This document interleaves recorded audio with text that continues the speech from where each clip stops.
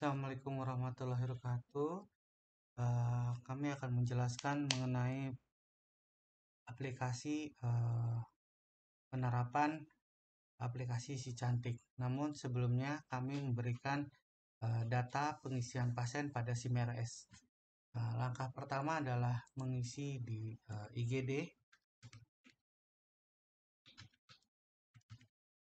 kemudian mengisi username dan user ID dan password. Kemudian pasien didaftarkan dengan posisi atas nama Ade Andi. Itu bisa didaftarkan di sebelah kiri. Ketika sudah mendaftarkan, maka akan lari ke sebelah kanan. Kemudian diklik 2 kali. Ini akan diberikan status lokalis. Status lokalis ini adalah untuk menentukan posisi di mana keluhan pasien itu berada. Jadi posisinya adalah ketika dia sakit batuk, mungkin diarahkan ke arah tenggorokan. Nah, kemudian setelah itu dilakukan pemeriksaan IGD. Nah, akan seperti ini dilakukan TTP oleh rekan-rekan keperawat dan ditentukan untuk lanjutan. Jadi setelah disimpan di sini, maka lanjutannya akan dimasukkan ke rawat inap. Nah, setelah dilakukan, maka pasien disimpan dan dikeluarkan.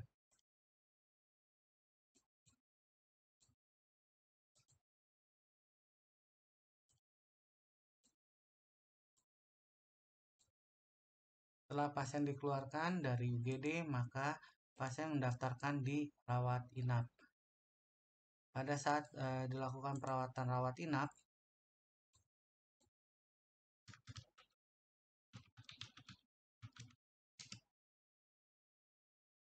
pasien menempati posisi yang sudah ditentukan. Ade Andi, dia berada di Bougainville 2, kamar 1, bed keempat.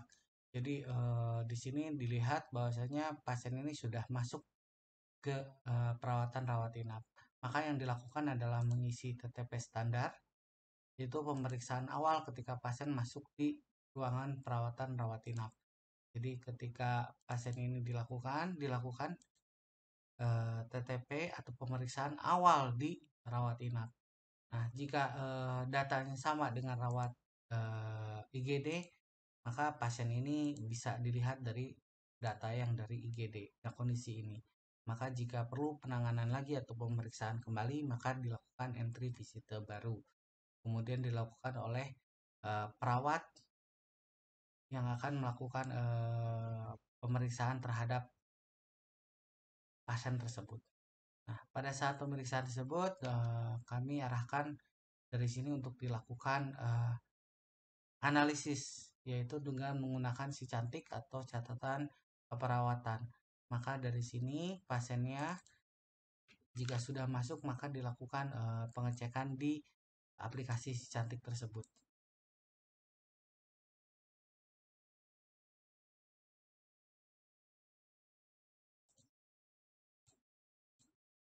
Pada aplikasi Si Cantik, tahapan pertama di sini adalah pengkajian. Namun yang akan diarahkan ke pasien tersebut dilakukan pemeriksaan atau enggak pengkajian dari pasien yang akan masuk. Teknisnya adalah sama, memberikan user ID dan password. Kemudian pasien ini bisa dilakukan dengan cara men-scan melalui barcode, kemudian datanya itu bisa masuk ke dalam sistem Si Cantik tersebut, sehingga data yang dari rawat inap itu akan masuk ke dalam aplikasi Si Cantik. Maka proses selanjutnya adalah melakukan pemeriksaan dasar dari kondisi yang lanjutan atas TTP, kondisi lanjutan atas pemeriksaan awal di perawatan rawat inap. Contoh, kita lakukan pemeriksaan kondisi-kondisi diagnosa pasien diperjelas lagi oleh sistem Si Cantik tersebut. Pada awal pertama yang diperiksa adalah fisiologi B1 atau enggak pernapasan. Kita misalnya ada dyspnea, kemudian tidak teratur. Ini kita bisa lihat 3 35 kali per menit. Kemudian ada sesak napas, dan kita juga batuknya juga tidak efektif, tapi kondisinya ada wheezing, rungi, dan rohi. Kemudian untuk BD-nya ada rekskresi jalan nafas. Maka setelah itu dilakukan penyimpanan. Setelah dilakukan penyimpanan, maka pasien akan terdata seperti dalam posisi beta. Maka di sini pun akan referensi diagnosanya atas SDKI ini akan dia diasumsikan untuk pembersihan jalan nafas. Maka akan disimpan, kemudian masalah keperawatannya berhasil disimpan, kemudian dia akan melanjutkan dengan target. Targetnya adalah kebersihan jalan nafas, batuk efektif, kemudian selanjutnya. Kemudian di sini adalah intervensinya atau sikinya, di mana nanti ada observasi, tetesis putum, dan lainnya yang akan dipantau selama 24 jam, 4 jam ini sesuai dengan kriteria pasien yang diperiksa atau dilakukan pemeriksaan setiap harinya. Maka ketika ada interval dengan intervensi yang itu, maka dilihat monitor putumnya. Misalnya di sini ada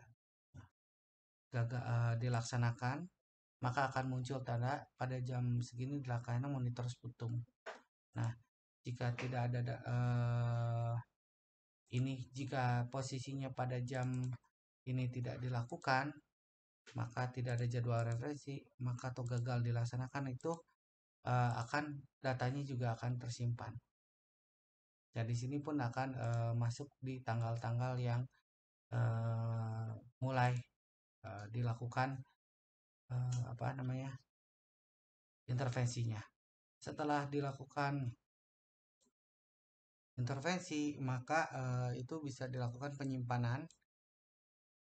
Nah, ketika sudah dilakukan, maka bila tercapai dan belum tercapai, maka datanya akan dimasukkan itu secara kuantitatif. Jadi biasanya berapa hari datanya akan terakumulasi.